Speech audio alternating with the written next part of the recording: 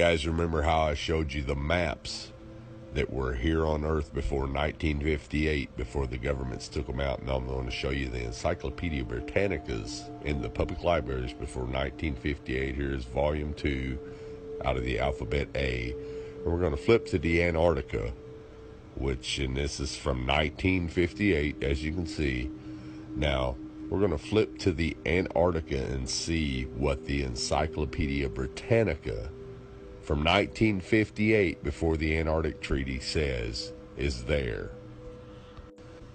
Now, you won't find this in the new encyclopedias because the government's banned them. But what I want you to notice right here is, notice how it says the flights proved inland areas to be featureless in character, with a dome 13,000 feet high at about latitude 80 degrees south, longitude 90 degrees east.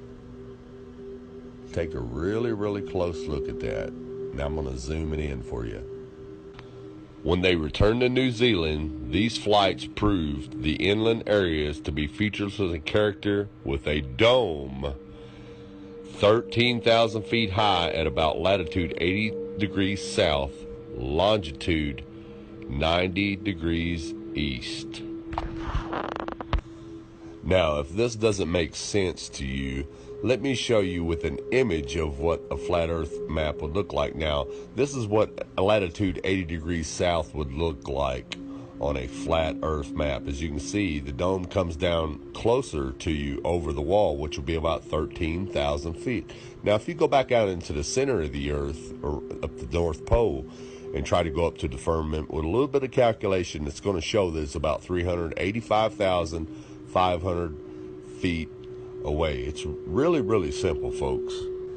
Now, if you're not familiar with any of this at all, and you're just now new to all this, you can say, well, this guy is crazy. He doesn't know what he's talking about. But what you got to ask yourself is, why do all the maps before 1958 show a flat earth with the ice wall around it and a firmament, a dome? And why does the encyclopedia tell you that there's a dome there, and it gives you the exact height at a certain latitude and longitude?